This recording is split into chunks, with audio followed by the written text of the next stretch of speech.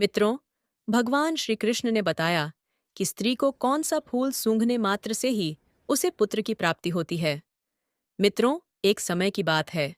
भगवान श्री कृष्ण राजभवन में स्वर्ण से बने हुए सिंहासन पर बैठे हुए थे। तभी देवी सत्यभामा आकर के भगवान श्री कृष्ण से कहती हैं कि हे स्वामी, आज मैं जब आकाश लोक पर भ्रमण कर रही थी, तभी मैं पृथ्वी लोक पर एक बहुत ही अद्भुत दृश्य देखी हूँ और उसे देखकर मेरे हृदय में ममता की मोह उम्र पड़ी। मित्रों, तब भगवान श्री कृष्ण कहते हैं कि हे देवी, आज आपने कौन सा पृथ्वी लोक पर दृश्य देख लिया है जिससे आप इतना विचलित हो रही हो। तभी देवी सत्यभामा कहती हैं, हे प्रभु, एक गांव में आपका बहुत ही सुंदर मंदिर है। मैंने उस मंदिर पर आते हुए बहुत से लोगों को देखा है कि कुछ लोगों के पास चार चार पुत्रियां हैं और कुछ लोगों के पास में चार चार पुत्र हैं। तो हे प्रभु, जिन लोगों के पास में पुत्र नहीं है, केवल पुत्रियां हैं, वह अपने वंश को बढ़ाने के लिए बहुत ज्यादा दुखी हैं। ऐसे माता पिता एक पुत्र की प्राप्ति के लिए पता नहीं कहाँ कहाँ भटकते हैं, क्या क्या पूजा पाठ करते हैं, फिर भी उनकी सूनी गोद नहीं भरती। आखिरकार ऐसे माता पिता को, जिनकी गोद एक पुत्र के बिना सुनी है, ऐसे माता पिता की गोद कैसे भर सकती है और किस प्रकार से उन्हें पुत्र की प्राप्ति हो सकती है। तो हे प्रभु, कृपया आप इसके बारे में मुझे बताएं। तब भगवान श्री कृष्ण कहते हैं, हे देवी सत्यभामा, आज मैं तुम्हें एक ऐसे फूल के बारे में बताऊंगा जिसको मात्र सूंघने से ही पुत्र की प्राप्ति हो जाती है। मित्रों, फिर देवी सत्यभामा कहती हैं, हे प्रभु, यदि ऐसी बात है तो मुझे उस फूल के बारे में आप जरूर बताइए। वह कौन सा फूल है जिसके सूंघने मात्र से ही पुत्र की ही प्राप्ति हो जाती है। मित्रों, फिर आगे देवी सत्यभामा कहती है, हे स्वामी, आप बताइए, वह फूल कौन सा है और उसे किस प्रकार से प्राप्त करना चाहिए तथा उसे किस प्रकार से उसे सूंघना चाहिए। तभी भगवान श्री कृष्ण कहते हैं, हे देवी सत्यभामा, यह सब जानकारी मैं तुम्हें एक छोटी सी कथा सुना करके देता हूँ, जिसको सुनने के बाद आपके प्रश्न के उत्तर मिल जाएंगे। मित्रों, फिर आगे भगवान श्री कृष्ण कहते हैं, हे देवी सत्यभामा, जो भी मनुष्य इस कथा को पूरे ध्यान और मन लगाकर सुनता है, वह भी जान जाता है कि वह कौन सा फूल है जिसे सूंघने मात्र से ही उसे पुत्र की ही प्राप्ति होती है।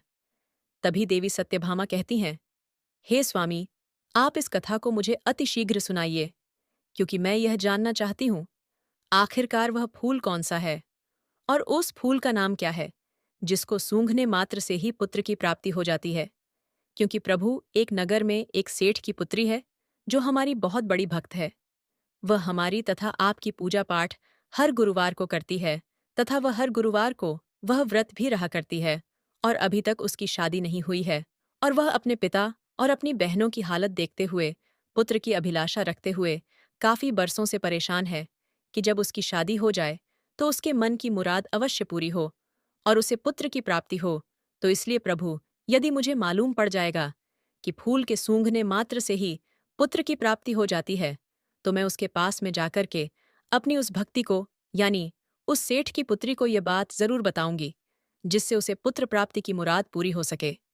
मित्रों, फिर आगे भगवान श्री कृष्ण देवी सत्यभामा से कहते हैं, हे देवी, आज आपने स्त्रियों तथा पुरुषों के लिए बहुत ही महत्वपूर्ण प्रश्न किया है। इस प्रश्न में स्त्रियों और पुरुषों के जीवन भर का लाभ छुपा हुआ है। तो हे देवी सत्यभामा, अब मैं उस कथा को सुनाने जा रहा हूँ। आप पूरे ध्यान और मन से सुनना। फिर देवी सत्यभामा कहती है, ठीक है प्रभु, आप कथा को आरंभ करिए, मैं पूरे मन और ध्यान से सुनूंगी। मित्रों, फिर भगवान श्री कृष्ण कथा को सुनाना आरंभ करते हैं और कहते हैं, हे देवी सत्यभामा, एक बार की बात है, एक किसान था। उसके 6 बेटी थीं और 5 बेटियों की शादी हो चुकी थी। छठवीं बेटी, जो देवी सत्यभामा और भगवान श्री कृष्ण की वह बड़ी उपासक थी, उसकी अभी शादी नहीं हुई थी। वहीं जिन 5 बेटियों की शादी हो गई थी, उन पांचों बेटियों को पुत्री थी, किसी को पुत्र नहीं था। छठवीं, जो सबसे छोटी बेटी थी, अभी तक उसकी शादी नहीं हुई थी। किसान इस बात को लेकर बड़ा चिंतित रहता था कि अभी तक 5 बेटियों को कोई पुत्र नहीं हुआ है। लगता है कि छठवीं बेटी को भी कोई पुत्र नहीं होगा। साथ ही किसान के मन में एक विचार और आता था और वह चिंता में रहता था कि ना तो मुझे ही पुत्र की प्राप्ति हुई और ना मेरी 5 पुत्रियों को ही पुत्र की प्राप्ति हुई। और 6वीं पुत्री की शादी होने के बाद में इसे भी कहीं पुत्र की प्राप्ति नहीं हुई, तो मैं संसार में कैसे मुंह दिखाऊंगा? लोग पता नहीं मेरे बारे में क्या सोचेंगे। वहीं वह किसान जो था, जब भी जंगल में काम करने जाता था, तो अपनी मदद के लिए अपनी सबसे छोटी बेटी को भी अपने साथ में लेकर जाता था। एक दिन किसान को काम करते करते समय ज्यादा हो गया और धूप निकल आई। गर्मी पड़ने लगी। दिन गर्म हो गया तो किसान ने अपने कपड़े उतार दिए और घास में डाल दिए। जब उसका काम खत्म हो गया तो किसान ने अपनी बेटी को अपने कपड़े लाने के लिए कहा, और जैसे ही किसान की सबसे छोटी बेटी किसान के कपड़ों को उठाने के लिए घास के पास में पहुंची, तो उसने क्या देखा कि वहां पर एक नाक पड़ा हुआ था। वह उस नाक को उठाना नहीं चाहती थी, इसलिए वह वापस अपने पिता के पास गई और उससे पूछा कि उसे क्या करना चाहिए। वहीं किसान ने अपनी बेटी की बात सुनकर कि अपनी बेटी से कहा कि बेटी, तुम नाक से न डरो और तुम इस टोकरी को ले लो और एक तरफ टोकरी को फेंक देना और हमारे कपड़े ला करके दे देना। और ऐसा कहकर कि किसान जो था अपने घर चला गया। मित्रों, फिर आगे भगवान श्री कृष्ण देवी सत्यभामा को कथा सुनाते हुए कहते हैं, हे देवी सत्यभामा। फिर उसकी बेटी भी किसान के पीछे पीछे घर आ गई। अगले दिन बेटी को फिर से जंगल में जाना था। उसने कहा, पिताजी आप परेशान ना होइए। आप नागों को दूर फेंकने के लिए कहते हैं, मगर यदि मैं नाग को फेंक दूंगी तो उसे चोट लग जाएगी।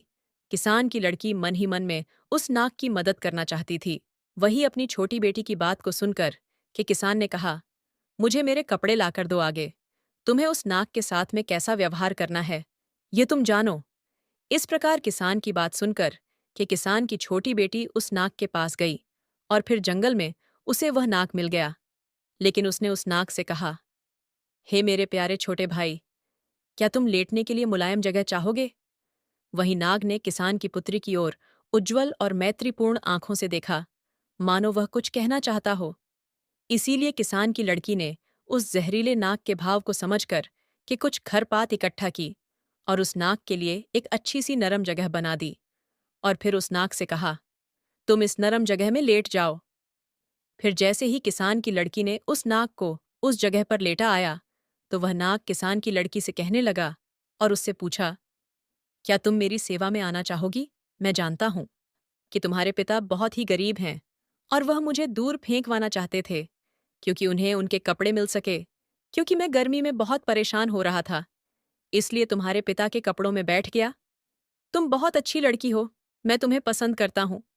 तुम केवल बस हर दिन लगभग कुछ घंटे मुझे अपने साथ घुमाने के लिए ले चला करो। इसके लिए मैं तुम्हें रोजाना बहुत सारा धन दूंगा, मजदूरी और खाना पीना भी दूंगा। यदि तुम 3 बरस तक ऐसा करो तो मैं जादू से छुटकारा पा लूंगा, क्योंकि मैं एक जादुई राजकुमार हूं। और फिर राजकुमार बनते ही, यानी अपने असली रूप में आते ही, मैं तुम्हारे साथ में विवाह भी कर लूंगा।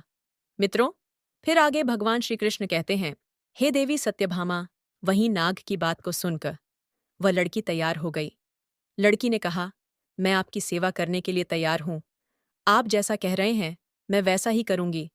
तो नाग ने कहा, फिर कल इसी समय पर तुम आ जाना।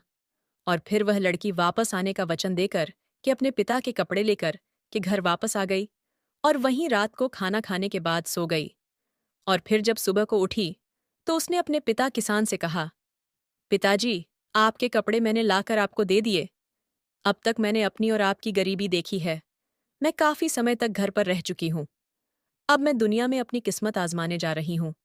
आप मुझे जाने की अनुमति देने की कृपा करें। मित्रों, उधर वह किसान अपनी लड़की को कहीं भी जाने की अनुमति देना नहीं चाहता था, क्योंकि वह लड़की नाग को वचन देकर के आई थी। इसलिए उसने अपने पिता से कहा, चाहे उसे भीख ही क्यों ना मांगनी पड़े, मगर अब मैं भाग्य को बदलकर ही रहूंगी। और ऐसा कहकर के किसान की लड़की जो थी जंगल में चली गई। वह जंगल में गई और जल्दी ही उसे वही नाग मिल गया।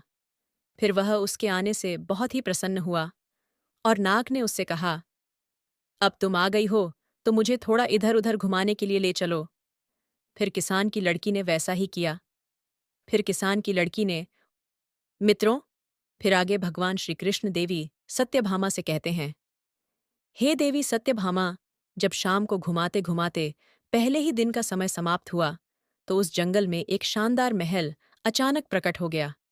उस महल में एक बड़ा सा कमरा था, जिसमें एक बड़ी मेज थी, जो खाने पीने की चीजों से सजी हुई थी, जो कि उस लड़की अपने पूरे जीवन काल में कभी नहीं देखी थी। फिर तो किसान की लड़की ने भरपेट खाना खाया और फिर बिस्तर पर चली गई। और फिर रोजाना हर दिन वह 1-2 घंटे के लिए उस नाग को अपने साथ रखती थी और फिर महल में जाती थी, जहां उसके लिए सब कुछ तैयार किया जाता था और जहां उसके लिए शानदार व्यवस्था की जाती थी। मित्रों, फिर आगे भगवान श्री कृष्ण देवी सत्यभामा को कथा सुनाते हुए कहते हैं, हे देवी, इस प्रकार धीरे धीरे 1 वर्ष बीत जाने के बाद में किसान की लड़की ने उस नाग से अपने पिता से मिलने की अनुमति मांगी। तो नाग ने कहा, तुम्हारी इच्छा अपने पिताजी से मिलने की है, तो जाओ, मिलाओ और अगले दिन वापस लौट आना। और फिर नाग इस शर्त पर सहमत हुआ कि वह तुरंत लौट आएगी। इस प्रकार किसान की लड़की ने अपने पिता और अपने बहनों के लिए सोना और अन्य कीमती चीजें ले ली और अपने घर चली आई। जब वह अपने खजाने के साथ में अपने पिता के पास पहुंची, तो उसके पिता और उसकी बहन जानना चाहती थीं कि यह सारा सामान उसे कहाँ से मिला है और इसका मालिक कौन है। लेकिन उस लड़की ने उन्हें कुछ भी नहीं बताया, क्योंकि नागराज ने उसे ऐसा बताने से मना कर दिया था। यहाँ तक कि किसान और उसकी 5 बेटियों ने उसको बहुत ज्यादा मारा पीटा, लेकिन उसने कुछ भी नहीं कहा। और वहीं अगले दिन वह लड़की उस नाग के पास वापस जंगल में चली गई और फिर उस नाग को हर दिन 1 या 2 घंटे तक घुमाने ले जाती रही। इस प्रकार दूसरे वर्ष के अंत में एक बार फिर वह अपने पिता और अपनी बहनों से मिलने गई और इसी प्रकार तीसरे वर्ष के अंत में भी मिलने गई। वहीं जब किसान की लड़की तीसरी बार नाग को छोड़ करके अपने पिता और अपनी बहनों से मिलने के लिए गई, तो जाने से पहले नाग ने कहा था कि आज तुम तुरंत लौट कर आना, कल तक नहीं रुकना। और इस प्रकार वह लड़की आने का वचन देकर कि उस नाग को छोड़ करके चली गई। उधर जब वह लड़की अपने पिता के पास पहुंची, तो उसके पिता और उसकी बहनों ने इस बात पर जोर दिया कि तुम जो धन अपने साथ लेकर आती हो, सोना चांदी आदि, उसका असली मालिक कौन है और तुम किसके यहाँ पर काम करती हो। वहीं उस लड़की ने अपने पिता और अपनी बहन को कुछ भी नहीं बताया, तो किसान ने उसे घर से बाहर जाने देने से इनकार कर दिया। वहीं किसान की बेटी ने किसी तरह से अपने आप को बाहर जाने का रास्ता निकाल लिया।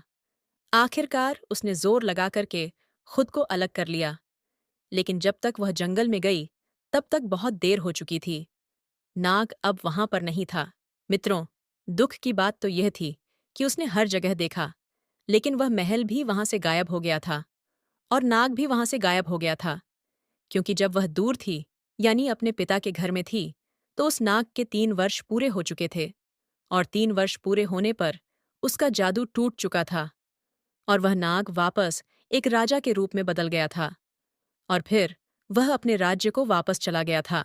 इधर उधर उस नाग को जंगल में ढूंढा, तो उसको ना पाकर के वह लड़की बहुत परेशान होने लगती है और सोचने लगी, शायद मेरे पिता और मेरी बहनों ने मुझे घर पर ना रोका होता, तो शायद आज वह नाग मेरे पास होता।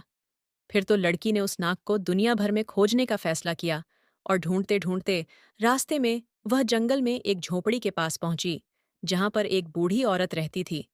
फिर उसने रात के लिए आश्रय मांगा और बुढ़िया को सारी बात बताई। फिर बुढ़िया ने उसका मित्रवत ढंग से स्वागत किया और अगले दिन बुढ़िया ने 3 सेब दिए और उसने उसे बताया कि पहले सेब में एक सोने की तकली है, दूसरे सेब में सोने की सूत की रील है और तीसरे सेब में एक सुनहरा चरखा है। और उसने बताया कि वह सबसे पहले किससे मिलेगी और उसे क्या करना है जिससे वह राजा तक पहुंच सके। वहीं लड़की ने मित्रतापूर्ण वृद्ध महिला को धन्यवाद दिया और वहां से आगे बढ़ गई। इस प्रकार किसान की लड़की तीनों सेबों को लेकर के आगे निकल पड़ी। इस प्रकार कई दिनों के बाद में, बहुत दूर चलने के बाद, जब वह एक कांच के पहाड़ पर पहुंची, वह नहीं जानती थी कि वह इसे कैसे पार कर सकती है। पहाड़ में बहुत ज्यादा फिसलन थी, जिससे कि वह हमेशा नीचे की ओर फिसलती थी। अंत में उसे कुछ ही दूरी पर एक लोहार दिखाई दिया। वह उसके पास में गई और उसने अपने हाथों और घुटनों में घोड़े की नाल बांध ली और पहाड़ पर चढ़ गई। इस प्रकार पहाड़ को पार करने के बाद में उसे एक महान नगर दिखाई दिया। वहां पर वह राजा रहता था। मित्रों, ये वही नाग था जिसे वह प्रतिदिन इधर उधर घुमाने के लिए ले जाती थी। इधर वह राजा जो था, पहले से ही शादीशुदा था। उसकी एक खूबसूरत पत्नी थी। ज्यादा समय हो जाने की वजह से वह नाग जब राजा में बदल गया, तो उस किसान की लड़की को भूल गया। इधर नाग से बने राजा को कोई संतान नहीं थी, मगर उसकी जो रानी थी, वह अपने राजा की सारी संपत्ति अपने परिवार वालों को दिलवाना चाहती थी, क्योंकि उसे राजा से ज्यादा अपने घर परिवार वालों से मोह था। उधर राजा भी पुत्र के न होने से बहुत ज्यादा चिंतित था। मित्रों, फिर आगे भगवान श्री कृष्ण देवी सत्यभामा से कहते हैं, हे देवी, एक दाई का भेष धारण करके महल के अंदर चली गई और रानी से काम करने की गुहार लगाने लगी। वहीं रानी ने यह सोच कर के काम दे दिया कि यह सूत काटने वाली है और रोजाना महल में रह कर के मखमल जैसे हमारे महल में रखे हुए सोफा के सूत काट दिया करेगी। इस प्रकार जब किसान की लड़की ने पहले दिन वाला सेब खोला, जो जंगल की बूढ़ी औरत ने उसको दिया था, तो उसमें से सोने की तकली निकली, और जब रानी ने उस तकली को देखा तो उसे बहुत पसंद आई। फिर रानी ने किसान की लड़की से कहा कि मैं इसे खरीदना चाहती हूँ। तो किसान की लड़की ने रानी से कहा, नहीं, यह बिक्री के लिए नहीं है, लेकिन अगर आप मुझे एक रात के लिए राजा के साथ सोने दोगी, तो यह तकल्ली मैं आपको दे दूंगी। वही सोने की तकली रानी को बहुत पसंद थी, इसलिए रानी ने सोचा और वादा किया, ठीक है, तुम मुझे तकली दे दो। आज रात को मैं तुम्हें राजा के पास सोने की अनुमति दे दूंगी। फिर क्या था? मित्रों, जैसे ही शाम हुई तो रानी ने राजा को नींद की दवा दे दी, और इस प्रकार राजा जो था गहरी नींद में सो गया। फिर राजा के सो जाने के बाद में रानी किसान की लड़की को राजा के शयन कक्ष में ले गई और वहीं पर उसे छोड़ करके चली आई। उधर किसान की लड़की राजा के पास जाकर के बिस्तर के पास बैठ गई और फूट फूट करके रोने लगी और कहने लगी कि अब मुझे पता है कि कृतज्ञता दुनिया का चलन है। उसने कहा कि 3 साल तक मैं तुम्हें नाग के रूप में खोज रही थी। तुम्हारे खातिर मुझे अपने पिता और बहनों से मार और कठोर शब्द मिले। कांच के पहाड़ पर चढ़ने के लिए मेरे हाथों और घुटनों में घोड़े की नाल बंधी गई, और अब तुम सब कुछ भूल गए हो कि आपने मुझसे शादी का वादा किया था, और यहाँ तो आप अपने पत्नी के साथ में सुखपूर्वक जीवन बिता रहे हो। आपने मेरा बिल्कुल भी इंतजार नहीं किया। राजा नींद में था, क्योंकि रानी ने उसको नींद की दवा खिला दी थी ताकि वह उस किसान की लड़की से बात नहीं कर सके। इस प्रकार से किसान की लड़की अपनी बात बोलती रही, मगर राजा सोता रहा और उसको कोई जवाब नहीं दिया। किसान की लड़की यही सोचती रही कि राजा मेरी बात को सुन रहा है, लेकिन कोई जवाब नहीं दे रहा है। और इस प्रकार राजा से बात करते करते सुबह हो गई, और फिर रानी आई और फिर किसान की लड़की को राजा के शयन कक्ष से बाहर ले गई। राजा इतनी गहरी नींद में था कि उसे कुछ भी समझ नहीं आया। मित्रों, फिर आगे भगवान श्री कृष्ण देवी सत्यभामा को कथा सुनाते हुए कहते हैं, हे देवी, इस प्रकार किसान की लड़की ने दुखी होकर दूसरा सेब लिया, उसे तोड़ा और उसमें से सुनहरे धागे की रील निकाल ली। फिर जब रानी ने उस रील को देखा तो उसने उसकी बहुत प्रशंसा की और लड़की से उसे बेचने के लिए कहा। वहीं किसान की लड़की ने रानी से फिर कहा, वह एक बार फिर राजा से उसकी मुलाकात शाम को करवा दे तो उसको सुनहरे धागे की रील दे देगी। वहीं रानी ने वचन दिया और सब कुछ पहली रात की तरह ही हुआ। राजा नींद की दवा खाने की वजह से गहरी नींद में सो रहा था, क्योंकि रानी ने दूसरी रात भी राजा को नींद की दवा खिला दी थी, और उस दवा से इतनी गहरी नींद राजा को आई कि कोई भी रोना धोना या शिकायत राजा को जगा नहीं सकती थी। हालांकि राजा के एक सेवक ने रानी को राजा के शयन कक्ष में चरखा लाते हुए देखा था, और इसीलिए वह राजा का जो सेवक था वह राजा के शयन कक्ष के बाहर चुपचाप खड़ा हो गया, और उसने रेशम काटने वाली की सारी बात सुनी, और फिर अगले दिन उसने राजा को सब कुछ बताया जो उसने देखा और सुना था। मित्रों, फिर आगे भगवान श्री कृष्ण कहते हैं, हे देवी सत्यभामा, इस प्रकार जब राजा को मालूम पड़ गया कि जब मैं नाग था और एक लड़की ने जो किसान की लड़की थी मेरी बहुत सेवा की और मैंने उससे शादी का वादा किया था, आज वह मुझे ढूंढते हुए मेरे महल तक आ गई है। मुझे उससे मिलना चाहिए मित्रों, लेकिन राजा क्या कर सकता था? सुबह होते ही रानी जो थी उस किसान की लड़की को राजा के शयन कक्ष से बाहर ले गई थी। इधर तो राजा किसान की लड़की से मिलने के बारे में सोच रहा था, और उधर किसान की लड़की ने अपना आखिरी सेब खोला। वह सुनहरे चरखे वाला था।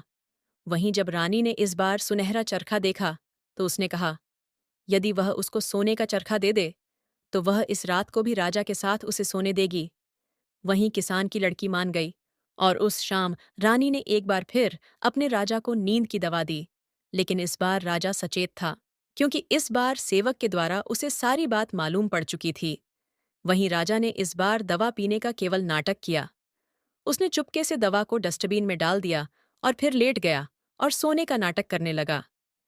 वहीं जब राजा सो गया तो रानी जो थी, किसान की लड़की को यानी सूत काटने वाली को राजा के शयन कक्ष में लेकर आ गई।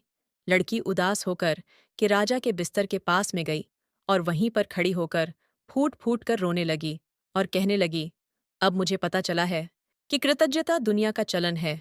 3 साल तक मैंने तुम्हें नाग की तरह तुम्हारी सेवा की खातिर मुझे अपने पिता और बहनों से मार खानी पड़ी और कठोर शब्द मिले। कांच के पहाड़ पर चढ़ने के लिए मेरे हाथ और पैरों में घोड़े की नाल बंधी थी और तुम यह सब कुछ भूल गए और रानी के साथ में रहकर के सुखपूर्वक जीवन जी रहे हो। अब मेरा क्या होगा मित्रों? फिर आगे भगवान श्री कृष्ण कहते हैं, हे देवी सत्यभामा। इस बार राजा चुपचाप हर बात सुनता रहा, लेकिन सोने का नाटक करता रहा। वहीं राजा ने मन में विचार किया कि एक मेरी रानी है, वह है जिसके लिए मैं इतना प्यार करता हूं, और वह मेरी संपत्ति को अपने मायके वालों को देना चाहती है, मुझे सम्मान तक नहीं देती। और एक ऐसी लड़की, गरीब किसान की, जो मुझे ढूंढते हुए यहां तक आई, और जब मैं नाग के रूप में था तो उसने मेरी जी जान से सेवा की। फिर तो राजा ने ऐसा सोच करके अगले दिन एक बड़े उत्सव के साथ सभी को भोजन का आदेश दिया और उसने रेशम काटने वाली महिला को यानी उस किसान की बेटी को अपने दाहिनी ओर जगह लेने के लिए आमंत्रित किया। और फिर भरे दरबार में राजा ने किसान की लड़की के साथ में शादी की और सभी ने भोजन ग्रहण किया। वहीं शादी होने के बाद में पहली रात को जब किसान की लड़की सो रही थी, वह लक्ष्मी जी की उपासक थी और पुत्र की कामना मन में लेकर के रात को सो रही थी। उसी समय लक्ष्मी जी उसके सपने में आई और उससे कहा, बेटी तुम चिंता मत करो, आज मैं तुम्हें एक ऐसे फूल के बारे में बताती हूँ जिस फूल को मासिक धर्म पूरा होने के बाद में जो भी स्त्री इस फूल को सूंघ लेती है और सूंघने के बाद में मिलन करती है और जब गर्भ धारण होता है तो निश्चित ही उसे पुत्र की प्राप्ति होती है। वहीं माता लक्ष्मी जी ने किसान की लड़की से आगे कहा कि हे बेटी, शाम को सूर्यास्त के समय बगीचे के उत्तर पश्चिम कोने में लाल गुलाब और सफेद गुलाब के फूलों की टहनी को, जिस पर सुंदर साफ और पूर्ण विकसित गुलाब लगा हो, एक थाली से ढक देना चाहिए और अगली सुबह सूर्योदय के समय उसे हटा देना चाहिए। और फिर लाल गुलाब को सूंघ करके पति के साथ में संबंध बनाने पर पुत्र की प्राप्ति होती है, एवं सफेद फूलों को सूंघ करके संबंध बनाने से पुत्री की प्राप्ति होती है। मित्रों, फिर आगे भगवान श्री कृष्ण देवी सत्यभामा से कहते हैं, हे देवी, आप अपनी उस भक्तिन को बता देना, उसे ऐसा ही करना है। यदि उसे पुत्र चाहिए तो लाल गुलाब को सूंघना है। फिर ध्यान यह रहे कि धोखे में दोनों गुलाब के फूलों को नहीं सूंघना चाहिए। मित्रों, इस प्रकार उस किसान की लड़की ने राजा को अपने सपनों वाली उस बात को बताई। फिर राजा ने सुंदर से बगीचे में एक सफेद गुलाब और एक लाल गुलाब का पौधा लगवाया। फिर जब उन पौधों पर फूल आए तो राजा ने एक सफेद फूल वाली टहनी को और एक लाल फूल वाली टहनी को ली और उसे उल्टा करके रात में दबा दिया। वहीं सुबह रानी ने मासिक धर्म से निवृत्त होकर यानी किसान की लड़की ने मासिक धर्म से निवृत्त होकर के स्वच्छ होने के बाद में लाल रंग के फूल को सूंघ लिया और राजा के साथ में संबंध स्थापित किए, जिससे रानी को गर्भधारण हुआ और समय पूरा होने पर रानी को एक पुत्र की प्राप्ति हुई। फिर तो राजा ने खुशी के मारे पूरे राज्य में खुशी के नगाड़े बजवा दिए, मिठाइयां बंटवा दी। इतना ही नहीं, किसान की लड़की ने किसान को यानी अपने पिता को भी यह बात बताई और अपनी बहनों को भी फूल वाली बात बताई। यहां तक कि राजा की पहली रानी को भी उसने यह फूल सुगने वाली बात बताई। फिर तो सभी को पुत्र की प्राप्ति हुई और जिसने पुत्री चाही उसे पुत्री की भी प्राप्ति हुई। मित्रों, फिर आगे भगवान श्री कृष्ण देवी सत्यभामा से कहते हैं, हे देवी, इस प्रकार से उनके घर में सबके जीवन में सुख की अनुभूति होने लगी और इस तरह से उन सबको पुत्र की प्राप्ति हो गई और फिर उसके परिवार में सभी का जीवन खुशियों से भर गया। मित्रों, भगवान श्री कृष्ण ने देवी सत्यभामा को एक छोटी सी कथा के माध्यम से बताया कि सफेद गुलाब और लाल गुलाब का फूल सूंघने से पुत्र तथा पुत्री की प्राप्ति होती है। मित्रों, यह ध्यान रहे कि दोनों फूलों को एक साथ नहीं सूंघना चाहिए, अन्यथा अनर्थ हो जाएगा। मित्रों, भगवान श्री कृष्ण ने इस प्रकार से देवी सत्यभामा को बताया है कि स्त्रियों को कौन सा फूल सूंघने मात्र से ही पुत्र की प्राप्ति होती है। यह कथा देवी सत्यभामा ने सुनने के बाद भगवान श्री कृष्ण से हाथ जोड़ करके खड़ी होकर के कहती हैं, हे प्रभु, आप धन्य हैं। आपने हमें विस्तार से बताया है कि स्त्री को कौन सा फूल सूंघने मात्र से ही पुत्र की प्राप्ति होती है। मित्रों, अगर यह कहानी आप लोगों को पसंद आई हो तो कमेंट बॉक्स में राधे राधे लिख करके, वीडियो को लाइक करके, चैनल को सब्सक्राइब करके बेल आइकन ऑल पर प्रेस कर लीजिए, जिससे आप सभी लोगों को प्राचीन कथाएं और कहानियां सबसे पहले प्राप्त हो सके। मित्रों, वीडियो को पूरा देखने के लिए आप सभी लोगों का बहुत बहुत धन्यवाद।